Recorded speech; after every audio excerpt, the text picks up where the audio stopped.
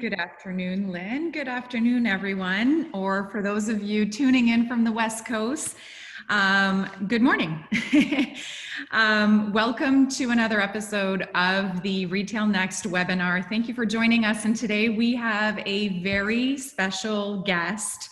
Style expert Lynn Spence is joining us. Welcome, Lynn. Thank you. It's so nice to be here. Hi, everyone out there. I'm super excited for us to be able to maybe pull out our crystal ball and figure out what's coming down the pipelines for spring summer 2021. Many of our members and our viewers right now are launching into their buying season for spring summer 2021, and we're looking for style inspiration. And Lynn, you are known as the Canadian stylist. You're often seen on Cityline, and just to name a few of the different shows. But tell us how you became, how you've became the go-to person to talk to us about trends and fashion. I started out in Montreal. I was born and raised in Montreal, and I started out as a model. And I modeled for a few years, and I really was quite strategic about that experience because I went to everybody I'd worked for and said, please, I would like to style for you. And so I remembered as much as I could from what I'd already experienced with clothing, and I utilized it. And then I realized that it wasn't enough for me, so I became an interior design stylist as well as a fashion stylist, and I produce fashion shows. And for me, I didn't go to school for this. It was literally, I learned as I went. And if somebody asked me if I could do something, I would say yes, and then I would learn how to do it if I wasn't sure how to do it. You know, the thing is that I've been around on this planet for long enough that I have seen so many trends evolve, come back. Right. I've said to you in the past that I think what's truly happened is that it's the same but better. Every single time it comes around, it's better. Reinvented, refreshed. Reinventing, yes. And I think that what women in particular feel comfortable about with me is that I'm an enabler. I give them permission to try things. And I never think about, it has nothing to do with age, and it has nothing to do with body type. It has to do with feeling as good as you possibly can. So I'm always on the lookout for things that would make women feel really good. And Lynn, you have such an ability of being able to take the obscure and almost interpret it into common terms for, you know, the person who wants to be a fashionista but doesn't have the same sense of inspiration. Talk to me about that, because we did touch on that a little bit the other day. I mean, how does it all come together in your head? You know what? Everybody looks at things differently. And for me, if I'm looking at a TV show or a film, I am focused on the way that somebody looks and the environment they're in. And I often find myself saying, oh no, that's so wrong. That's so wrong. It's too bad that you didn't wear this. If I go out into the world, which I do obviously all the time, whenever I see somebody, I cannot help it. I'm looking at women all the time, and men, and the way that they're dressed. And I think that I have a brain that works in a kind of a critical way. I critique things constantly. Not to say that I criticize, I think, how can it be better? That's what I'm sort of focused on most of the time. Okay. And so I think also that I am a translator or an interpreter. Mm-hmm. I take what most stylists see on the runway, and I bring it right back to the every woman and the every man, so that some of the trends that we will see on runways will never work for most women. It's about making it wearable for most. It has to be. Mm-hmm. Exactly. Now, what we're currently living, the times we're living, is actually quite interesting. And as we're looking forward into spring, summer 2021, you know, our retailers, our buyers, and even ourselves, suppliers, we're really looking for inspiration. We're looking for a way to hone in on key color trends. And I think that the times that we're living right now have drastically influenced how fashion will be interpreted for next year. It's almost like new beginnings, you know, to say. I really do feel that we've been handed a bit of a blank canvas. I feel that people in general are open to change right now. Tell me your perspective on that. I think because of what's occurred over the last 4 or 5 months, this is an opportunity for stores to actually reinvent themselves. But they have to take into consideration the fact that people have been sitting in their homes and online shopping if they need anything for the last 4 or 5 months. So online shopping has gone up. It's like 124% higher than ever. And brick and mortar store, boy, it's a battle right now. So this is a time that we've used this word, you and I, quite often over the last while, and the word is refresh.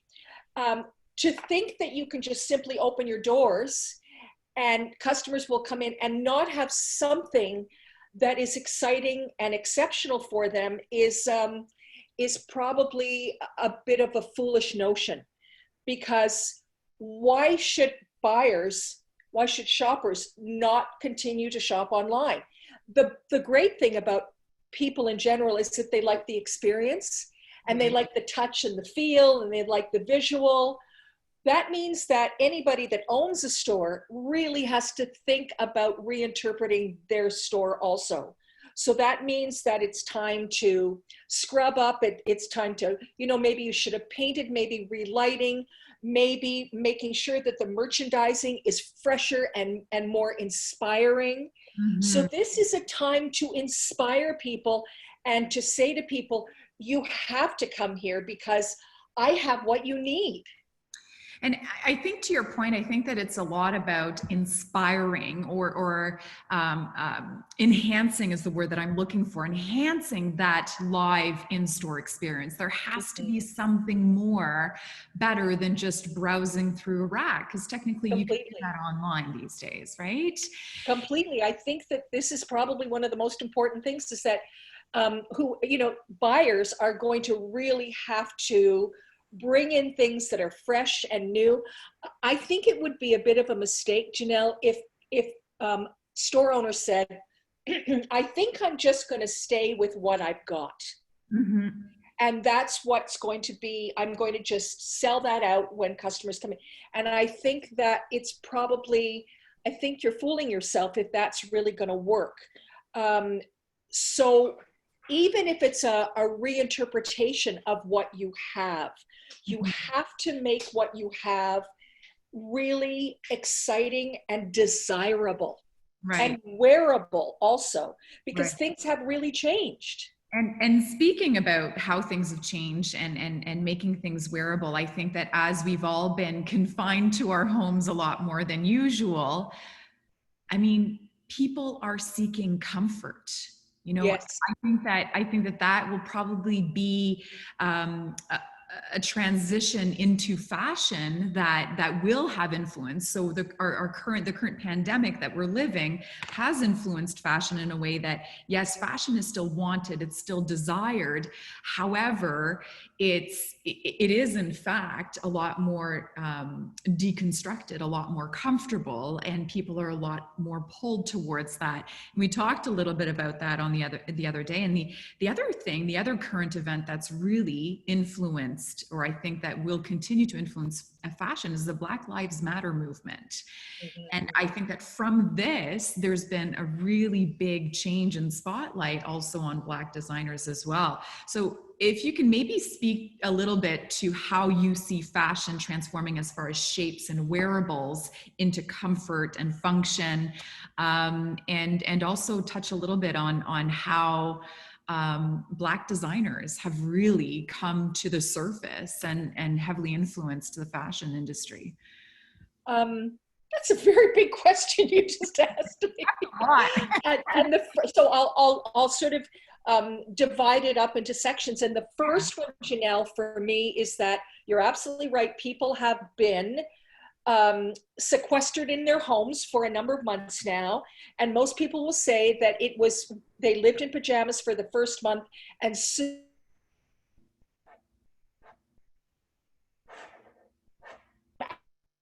Oh, some technical issues there. Still wanting their comfort. And that was sweatpants and a t-shirt and whatever. And then they began to realize that they had Zoom calls and they needed to present themselves in a particular way. And then they realized that they have to go back to the office, even if it's only a couple of times a week. So I think that this is an opportunity for buyers and store owners to say, all right, I think that maybe it's going to be very difficult for me to say to somebody, I want you to think that you're going to go back to restrictive clothing again. I know you've enjoyed comfort for the last 4 months, but now I'm telling you that we're going back to the old way, and I think it's not going to work. So I think now through fall and next spring, we will see a need and a desire for comfortable, wearable, chic, polished clothing. If you can nail that, you've got it. That's what people are going to look for. Because I think that many, many women are saying to me, I want to look nice again. I want to get dressed again. But I put on a pair of pants the other day and a blazer and I had to take it off. Right. I felt constricted. It's too warm. You know, the weather's changing too.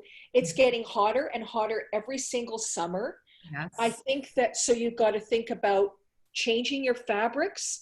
You know, cotton poplin is really great to substitute for, say, a polyester. Any kind of linen, anything that is like a muslin, things that move and drape and look beautiful, I think will be the way to go. So that for me is really something to focus on. Dresses for me also, for a buyer to think that would be now a bigger percentage of what her buy would be or his buy would be very, very important for women, because they realize that they want things to be easier now. Absolutely. And I'm one of those. I mean, if a dress is just such a beautiful way and comfortable way for a woman to dress up, but at the same time be in complete comfort. Again, just really free and flow. And just a few minutes, we'll get to the our trend report and so show some examples of that. But I have to say, Lynn, when we started working together, I am so in love with the trends and what we're forecasting for spring, summer. So am I. I think it's exciting. I think it's great. But I think that it's going to have to be very, very important. If I can talk about body shape for just a moment, I think that it is really important to think about fuller figure women as well, and not say to women, you must go to a separate store. I think that women want to go into a fashion store that they love. And so extended sizing is going to have to become more important. Well, we've seen it already with many leading national retailers, and more notably, Aritzia was one of them that I was surprised is that are now online and in store offering some of the larger sizes, which I think is beautiful, because there's a very large movement happening right now with self-acceptance and bodies in all sorts of shapes and sizes, but the freedom of expression through beauty and clothing and fashion. I love that. I agree. Janelle, I think it's very interesting though, because I think younger women are really open to that. They're accepting their bodies and dressing their bodies the way they feel like. And they're not afraid to experiment, and they're not afraid to wear things that are absolutely in fashion, and they're not paying so much attention to, are my boobs too big, or is my bum too big, or am I too flat, or am I a boy fit? They're just saying, I love a full skirt, so I'm going to wear one. I'm a size 16. I don't care. That's how I'm going to dress. So there's a freedom. It's an emotional freedom. But women, I find 40 and over, are still following rules that should never have been in place to begin with, but they're there.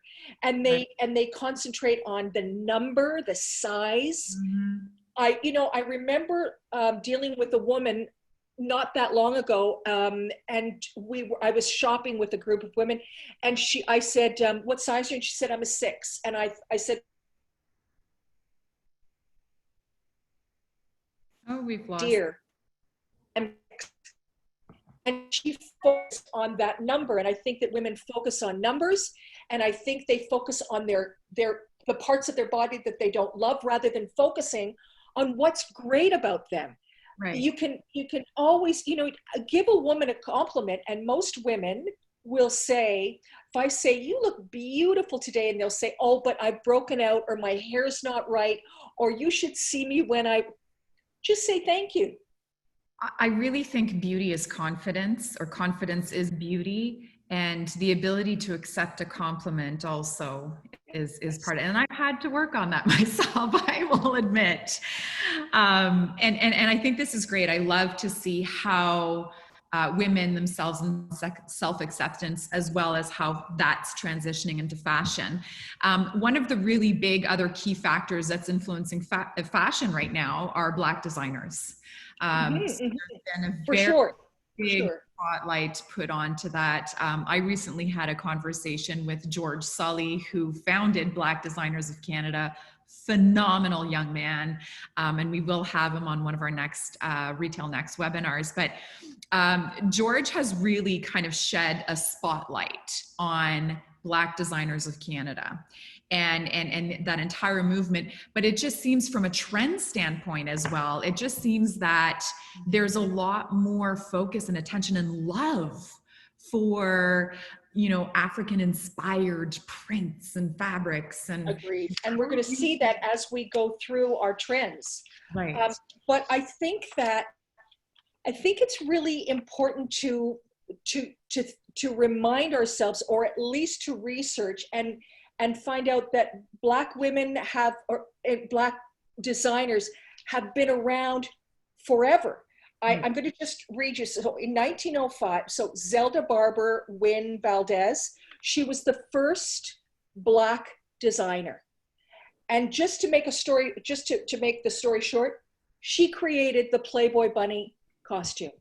Really? Yes. Oh, and I thought that was absolutely the most exciting. She was the first Black sales clerk. She was the first tailor in a high-end store. I loved that. wow. I thought that was so exciting, so beautiful. But there are, Anne Lowe, she is a Black designer also, that created Jackie Kennedy's wedding gown. Wow. That's just, like, to me, that's just so fantastic. So if you're interested, if buyers are interested in finding out more about Black designers historically, these are people that I love. Stephen Burrows, so he was known for Great Jersey. Patrick Kelly, I was in love with him. I loved him. He was sort of the boy that went to Paris and became the enfant terrible. Right. The Parisians loved him because he was so interesting and loved big buttons and fantastic sort of, paraphernalia that made women look interesting and different. But Willie Smith, I loved Willie Ware. Willie Ware was amazing. This is the guy that said, I'm going to mix. He's the first guy, not the first Black designer, the first designer that said, I'm going to mix plaids and stripes and colors and prints together. It was a Black designer that did that.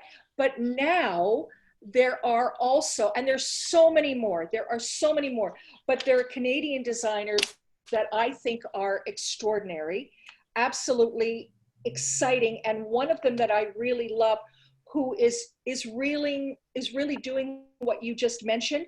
Her name is Catherine Adair, Kayla Kay, and she is a girl that brings fabric in from Ghana, from Africa, and she makes the most beautiful clothing, but they're ready to wear. And she doesn't look at them and say, I want these for African women. She wants everyone to wear clothes. Right. So she makes tailored clothing in fantastic African prints. And most rather Black designers are doing that now, and they're making it sort of more ready to wear, but utilizing fabric that makes sense because it's cotton, it's breathable, but the patterns are magnificent. And you know, like there's another gal that I think is very interesting, Naomi Caron, Oh, suit designer, and she sorry, Lynn, to interrupt. recycled materials, And but her colors are Lynn, exciting and I need beautiful. to repeat what you were just saying because you cut out when you were Oh, talking about the last designer. So I'm not sure that we caught her name properly. Can oh, you? her name is Naomi Caron, and Naomi? she is a Montreal designer, and she does swimsuits out of recycled materials. But Okay. there are other people that are really exciting, and I will say to you that that people like Aurora James, she's an amazing shoe designer, and there is another gal that is incredible, and I'm going to really struggle with her name, but it's Nanny Nagan Shu, and she started in Paris and then came to Toronto, and she excels really in Egyptian cottons and makes beautiful clothing, but again, West African textiles. Okay. So we're seeing so many extraordinary people that are rising and coming up through the ranks, but I never think of them as, well, isn't that exciting because they're Black designers? I think it's exciting because they're great designers. Right, right. I think what we'll do, Lynn, is that we'll be able to post some of these designers on our Facebook, Instagram, as well as our website to be able to link, because I think it's fabulous. I think that we really should be promoting and helping our members, you know, expose them to something new. And you and I were looking at them yesterday, and I thought they have so much to offer. They do beautiful work, Right. period. So I think that, I think without further ado, we should get into what really spring, summer 2021 is going to start to look like. I think that's the biggest excitement of our webinar today, to really get into that presentation.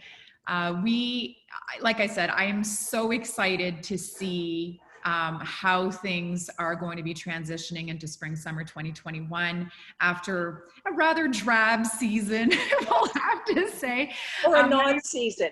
Yeah, many of us have been staying at home in our pajamas, although I never was one to do that. I got dressed every day. I think that's so important. But so did I, pretty much. Like, yeah, you have to.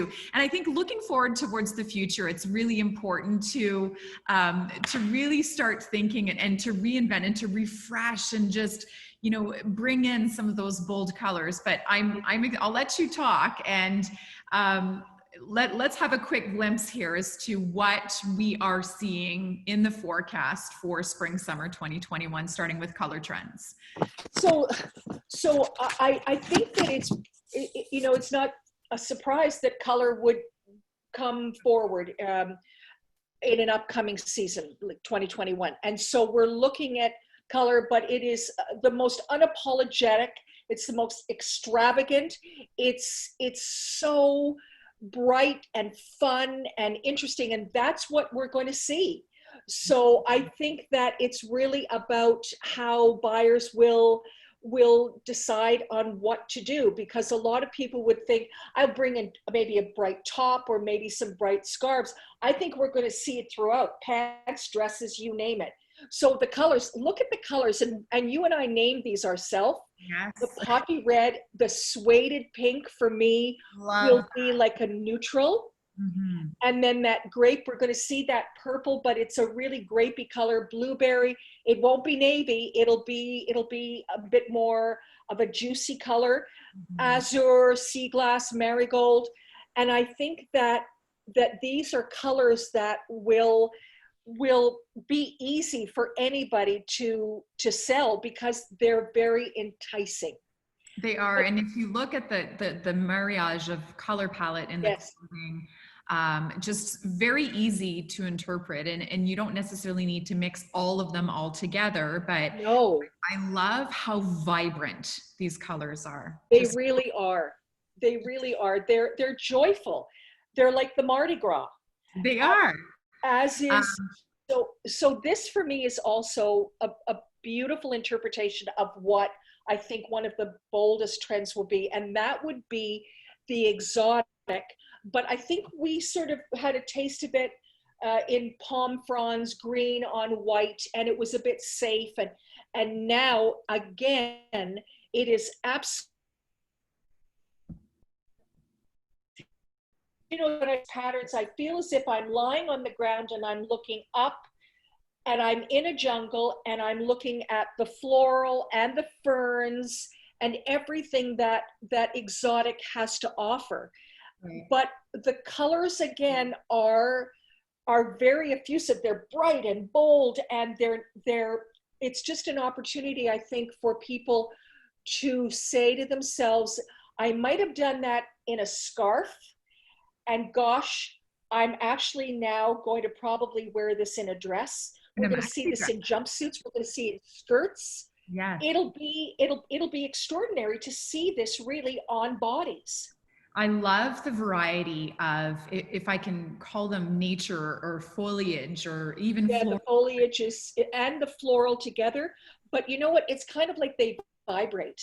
They're Yes. not neon. They're Yeah. just incredibly saturated. Absolutely. And especially if we look at the color palette, you know, of course, I'm obviously a big fan of gray. But the marigold, that rich Yes. golden color in the sea glass, and that poppy red, just really, really excites me for next spring. Well, you know, I think that it's going to be exciting because there is, we've said this before to each other, there's a lot of choice. Yeah. If color that's vibrant is not your cup of tea, then there will be pastels, but the pastels will not be as sweet as we've known them in the past. And the garments that you will see them in, or if you're smart enough to pick up on them, they will be pantsuits that are soft and soft tailoring. There you will see them in jackets, and you will see them in mix of pastels, but the pastels for me are a little muddier, and Hmm. they're a little earthier, and I think that that's what's going to make them so interesting. And may I say that they will also be really fun to mix those with more of the botanicals, more of that sort of exotica. In Yeah. case you feel as if that's too much, you can bring it back down. Yes, and I think what we were saying when we were reviewing this information together, what I found really interesting from this color palette, of course, you have that beautiful warm papaya color, but there's a few colors in this palette that lend themselves so well to the pastels. However, you would almost be tempted to think that they could be fall colors. Completely. So it And seems like we're, yes, there's a role reversal. yeah. Well, first of all, you need an anchor. So you would either think there always will be, for instance, you saw the gray in the previous one. Mhm. That will be an anchor for those colors, and Oh, it'll make things look a little bit richer, a little bit more expensive. And then in the pastels, even we look at the winery, that's a really good grounding color. But I mhm. love the pink suede because that would be a neutral. My favorite. Gorgeous, Yeah, right? beautiful. Really beautiful. It's almost like a dusty rose that we've been seeing, and that color's been hovering around a little bit for the past few seasons, I feel. It's a little fudgier. Yeah, yeah, a So little that's why bit. I think that women will find that really a beautiful tone. And even the light piglet, oh, I don't like that name. We have to get in touch with Pantone and say, stop that, that's not right. But We'll that's send a them a note. very, very flattering grayish pink that is sort of blushed down. But you know, last year, we talked about blushes, and I think those blush colors there's more pigment in them now. Right, right. Beautiful. I love it. On to patterns. Yes. Wow. Wow. Um, this is a very different interpretation of pattern.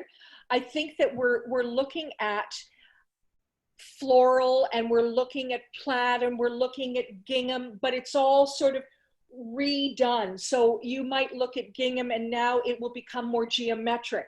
You'll look at patterns. I particularly love the girl in that wonderful aqua top and the pleated skirt in knit, Yeah. and seeing knitwear in these shades, but you would look at that and say, that's almost an argyle pattern, except that it becomes more, it's more in your face, it's more extravagant, it's more artful. And Mm-hmm. even when you look at, you know, buffalo check and plaids and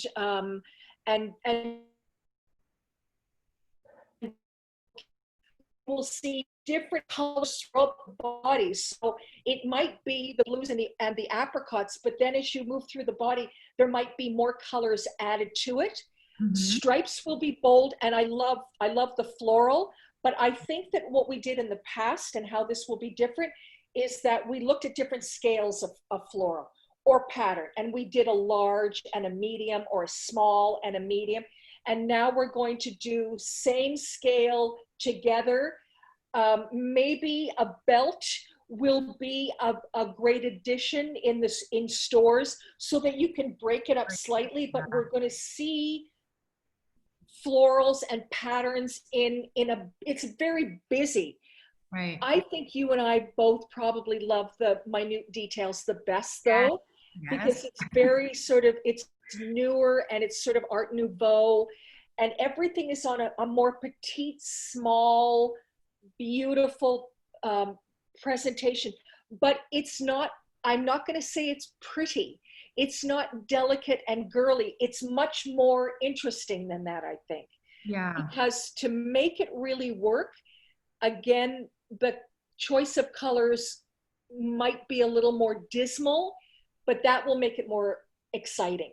Right. And I love the print that we found with, Oh, you know, the dusty blue and the marigold in there. That one just spoke to me immediately. And I found it very interesting how with the minute detail, you're looking at combining different print, like print over print, and not necessarily even in the same color tone palette, not but so complimentary. it almost, I mean, looking at this, Lynn, I feel like, you know, we're talking about floral, we're talking about stripes, about gingham and minute details and rich, bold colors. I almost feel like the new rule is that anything goes. Um, Almost.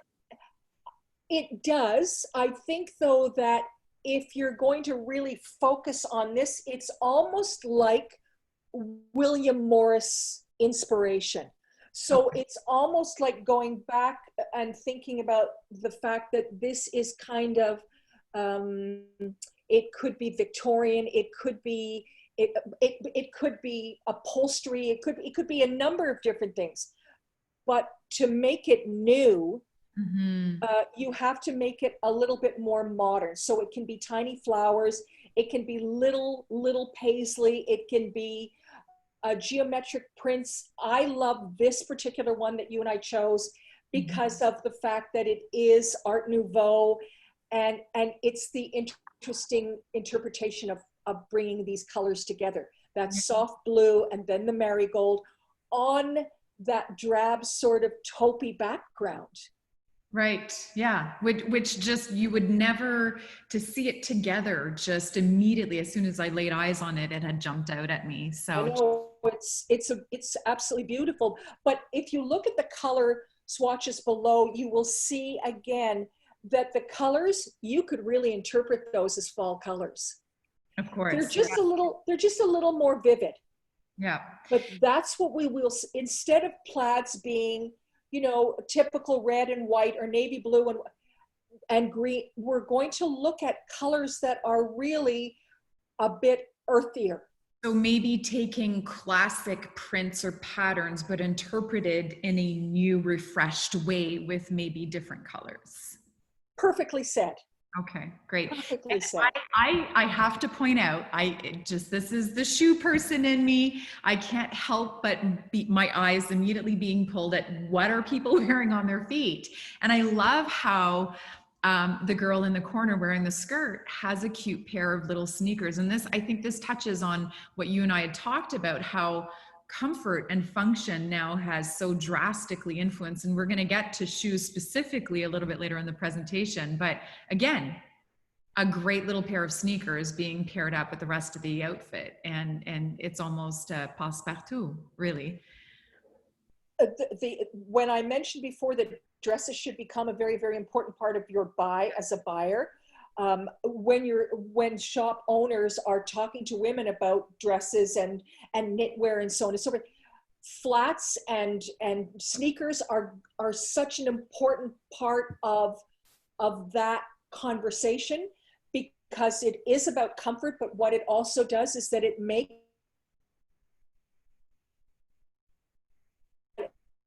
looking at now new, more youthful, not young, but youthful looking. Mm-hmm. So there's that word refresh again. Youthful. I think that's a key word into the fashion. It adds a youthful look. I like that. Yes. I like that. Oh, my favorite. This to me spoke very loudly, Lynn. The nomad African prince. I'm going to let you speak because I am in love with everything on this slide.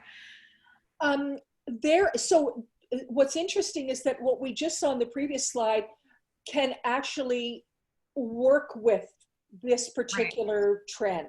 Right. You know, it lends itself very, very well to it. It makes sense because we're looking at clothing that is wearable, it's drapey, it's functional, it's interesting, it's gorgeous, but it evokes a sense of bohemian and travel and earthiness. And I think that that's what many customers are going to respond to. But the slide at the very bottom right, you see how all these incredible African patterns are going to, there they are. And now it's a matter of them being reinterpreted in ready to wear, but we're going to see it. And then you take classic sand and tan and bronze and ecru and allow that to be sort of incorporated in that trend, and it becomes incredibly wearable. So I think what's changed is that in the past we've said you must have a boyfriend blazer, you must have a wide pant. I think it isn't so much about the body, although the shapes are certainly there and you can see them at they're loose and casual and comfortable, but it's really about pattern and color. That's going to be, to me, the forefront. So here you're looking again at a somewhat of a fall palette, mm-hmm. except that when done in the summer in cotton poplin, in muslin, in linen, it will really be gorgeous. I love the flow and the breeziness of the structures that we're seeing. Yes. Well, it's unstructured. Yes, yeah, exactly. That's what it is unstructured. Absolutely. So wide-legged pants are here to stay. You know what? They've been around since the 20s. Mm-hmm. They've never gone out of style. It's just that you either love them or not. I think, though, now they will be really soft and flowy and pleated, and I think that they will be a pant that every woman can wear. Whether they are interpreted in an elastic waist with pockets, I'm going to say with pockets, no pleats, belted, not belted, self-sash, whatever it is, every woman should be able to wear this kind of look. Okay. And look great in it. And probably interpreted in different ways, whether if it's dress or casual. Completely. So you know that she could wear a pair of Oxfords with this look. She could wear sneakers with this look. She could wear a fabulous pump with this look. Okay. The bag could change. The pant would stay. The jacket could stay, but the underpinning could be something that was more ethereal and sheer and really pretty, so that you could take it to evening. Okay. All right.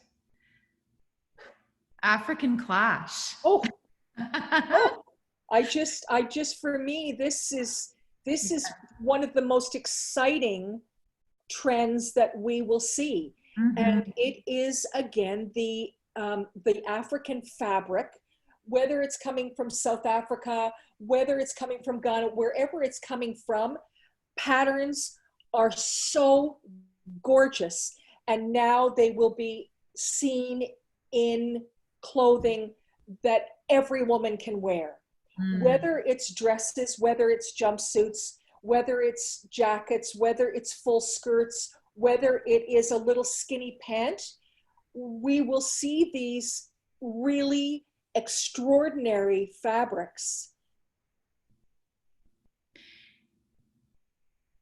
I think that to me is one of the newest. but it's also, it's the, to me, what really gets me about this that I love is just the mixture of the different prints, but somewhat, you know, there, you can tell that the color palettes related to one another, and, you know, it's complementary. Yeah. It is complementary, whereas we were looking at things before that might not be so. Yeah. But I'm going to say to you that this trend, it will go back to a number of trends that we've just seen. Right. Anything from pastels to the one that we just left, even petite prints will work with this. Mm-hmm. So I think that the consumer can look at this and play with it and have fun with this. But I think that it is about the fabric choice. Don't you love the image of the three girls in the beautiful little painting with the sneakers? Yeah. And you know what that does? It makes it very streetwear. Yeah. That's what's fun about it. It's relevant. And very urban rather than, you know, a costume. It's real women's wear now. I'm all about my sneakers, so. Yeah, me too. All about it. Oh, Floral Riot. Wow. Well, I mean, a picture tells it, you know, this tells you everything. It is about unapologetic floral. Yes, and very well said. You know, and you noticed yesterday when we were looking at the girl in that beautiful sea foam with the beautiful blush, rather the apricot and the teal. Yeah. They're not colors that necessarily you would think about putting together, but they are so great together. I never would have imagined those two colors together, but as soon as I saw the model on the left, I thought, wow, what a spectacular dress. And I have to admit, Lynn, I'm often one who, you know, I experiment slightly with color and with prints. So this upcoming season, I'm really going to be stepping out of my comfort zone, but I'm really loving this. I'm loving the interpretation of this floral print, and especially with the colors this season. I think so. I think that this is a trend that every age can wear. Young women are going to look incredible in this, and a fabulous 70-year-old is going to look incredible in also. They're just going to interpret it in a different way. So I think that when you think about floral, you go all out, whether you're going to do it in very, very bold, bright colors, whether you're going to do it in something that is pastel with brights on top of it, whether you're going to look at something that is more like that beautiful, you see it particularly in the center shot where you see that sort of marigold with a riot of fern greens and oranges and apricots, all kind of, you know, sort of put together on this beautiful fabric. And it's going to work in a number of different fabrics also. So it could be a good polyester will be as great as a silk or a cotton sateen. It'll be fun. But there's also, you know, there's more delicate ways to present it. I'm going to say that the gal that is peeking out of her hat, that whole sort of red on white with a little bit of that dark green, that's a beautiful way to do it also. So as long as you have floral, you're good. Okay. And it can be all over floral, not just it can be. So again, we're going away from, well, I'll buy it in scarves or I'll buy it in wraps. Right. And actually think about taking the bright colors that we were first introduced to at the very beginning of this, and think about adding them to floral in skirts and pants and even jackets. Lovely. If you get the right combination, it'll be a winning trend. Love it. Contrasting patterns. All right. This is the one that I think, we named it Punk Power yesterday. Yes. Because it's about strong, raw, edgy. Yes.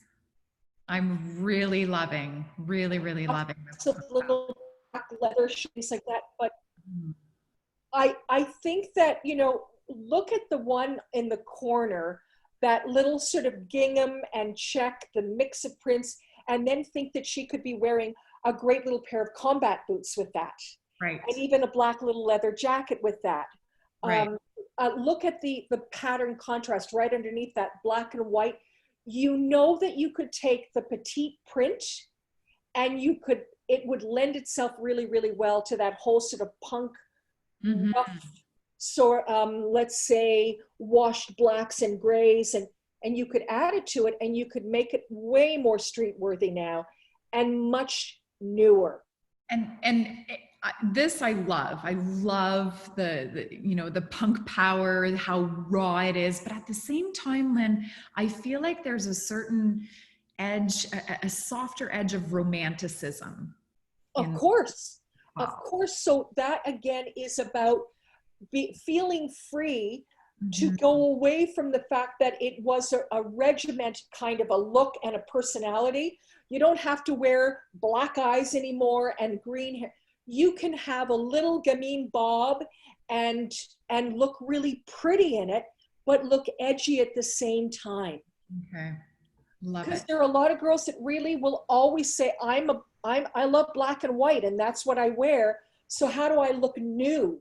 And I think this could be the way to do it. Right. I love this. Absolutely love this. Let's talk shoes. So what's going to be the big trend? Obviously, we're talking comfort. Comfort is key these days, really important, but yet fashion is still here. So people want comfort, but yet they want fashion. What are you forecasting with regards to key footwear trends for spring, summer 21? Well, I found these and I thought that they were exciting to me.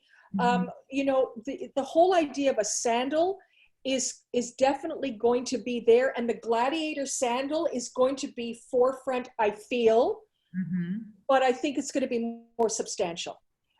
So there will be, I think the one on the right is probably the best example or sample of it. I think that we're looking though at sandals that are more substantial and fun at the same time. So a wider platform, but done in a sandal that is really almost orthopedic looking. I said to you, get ready because you're going to see ugly shoes, but they're so ugly that they're absolutely beautiful. I love it. Yeah. So we're looking at square toe. We're going to see a lot of square toes. We will see a lot of almond shaped toes. We'll see shoes though that are completely wearable, that are interesting. Okay. I think interesting has to be there, because think about all the clothing that we just saw. Right. Yep. Definitely. It'd be a drag to have that beautiful clothing not paired up with appropriate shoes So footwear will absolutely have to go part and parcel with this. Right. I think that a girl can still wear something that's a bit more sensible, a bit more functional, a kitten heel, but they can feel pretty and sexy at the same time. But I think that women are not going to be so excited about looking at their 4-inch heels. What do you think? Yeah, I have to admit, I haven't pulled those babies out of my closet in a while. But definitely, I mean, you want to go out because when we are going out now, it feels that much more special. It's not, and dressing up really does feel good nowadays. I Yes. really truly do believe that. And then, of course, sneaker athletic fashion is here to stay. It's been with us for a while, but it's evolving as well. We're seeing it paired with all sorts of outfits. What are you seeing for sneakers for spring summer 2021? I think that this is where you're going to be seeing a lot of color. A lot of color will be introduced. There will be athletic shoes will become the norm. You'll Right. see them with absolutely everything. But you know what? Gone are the days of a girl walking down the street in a suit with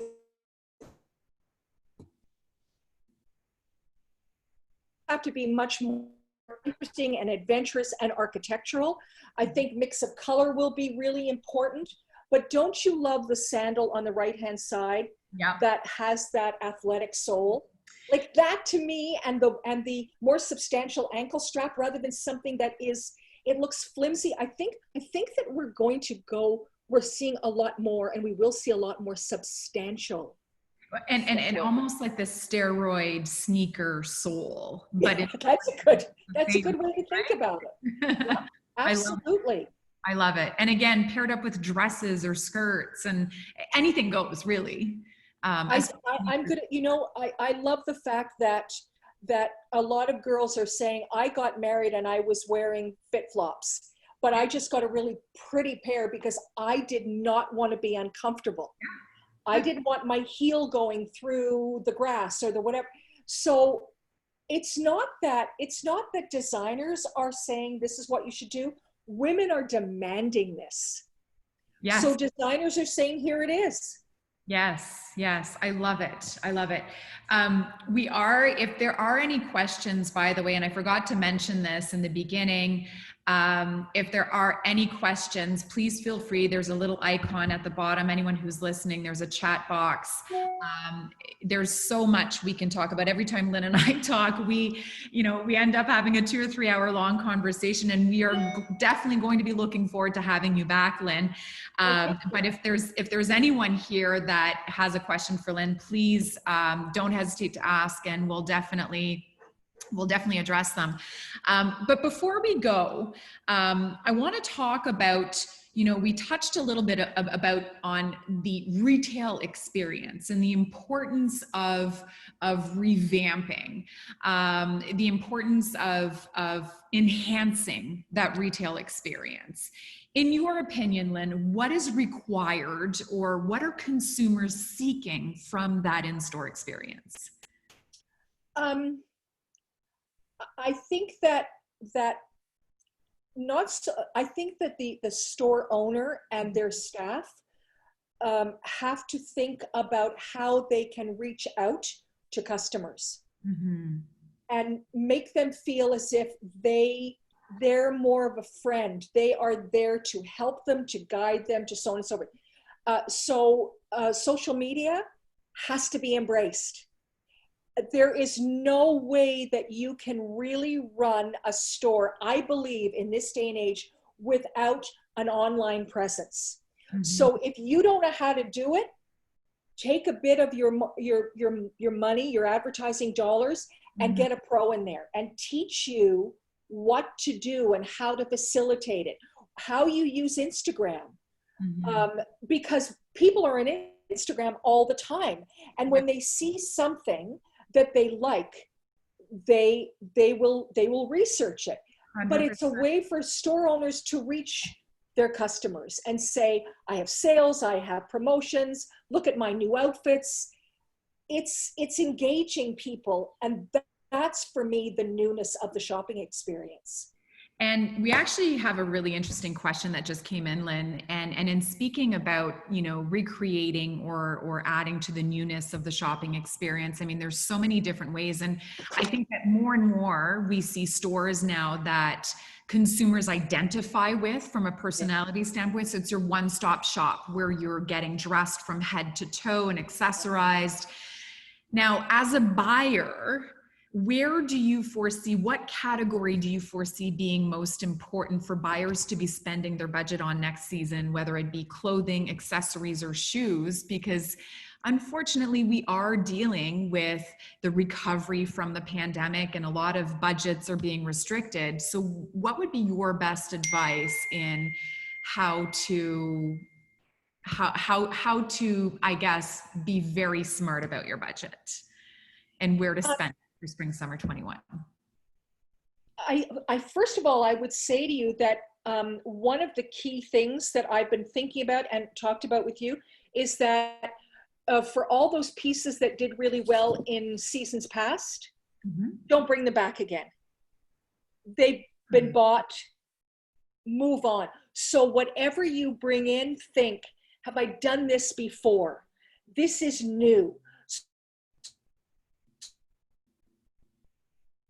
Maybe you got away from dresses because you think dresses don't. Dresses are, I'm going to say 25% perhaps of your buy.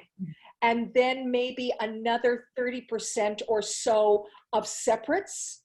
And they have to be pieces that I don't think you can divide anymore. This is weekend wear and this is office wear. I think that whatever you buy for the store has to literally work for everything. So that means that you've got to have a variety of shoes and accessories to offer to the customer that you can say, but if you do this, it will change this. It will make this outfit perfect for a casual wedding, or you could wear this shoe and this bag and you could wear it to the office, but you would change the topper. Which is part of the experience. It's part of what we were talking about too, about it's almost like a fashion consulting service for the consumer. That's what the in-store experience is going to be like, really, going forward. Yes, I think that all of a sudden, personal service, really good service, is going to have to be a very important part of the offerings that you have with your brick and mortar store. I think you have to say that customer service is the most important thing that we can deal with. So your staff has to be on board for that. And they also have to be prepared to help people shop again. Right. And I think that, so with your staff, I think the staff need to be highly educated and inspired.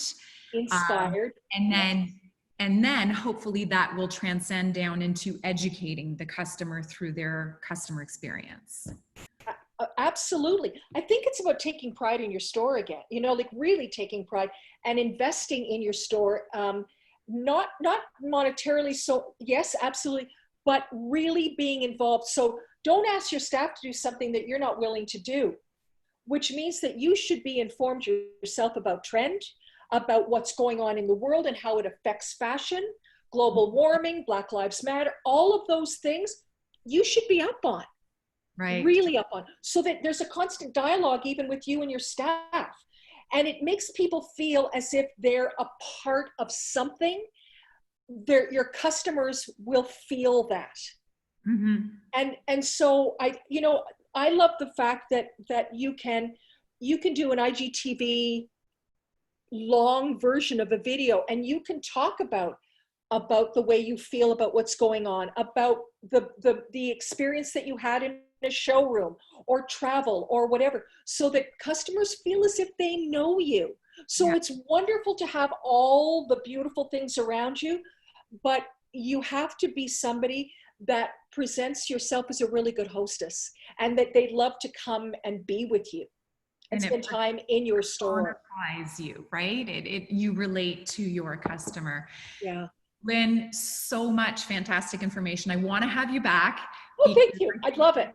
There's so much more that I think we could share with our members that will be helpful.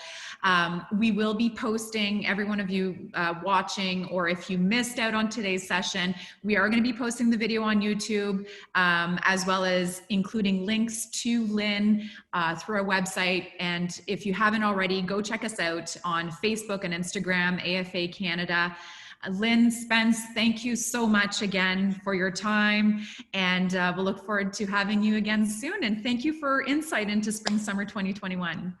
Thank you, Janelle. You are an exceptional girl, and I really appreciated the time that we spent together. Amazing. All right. Thank you, Lynn, and thank you, everyone. Thank you. Be Bye, well. everybody. Good luck. Bye.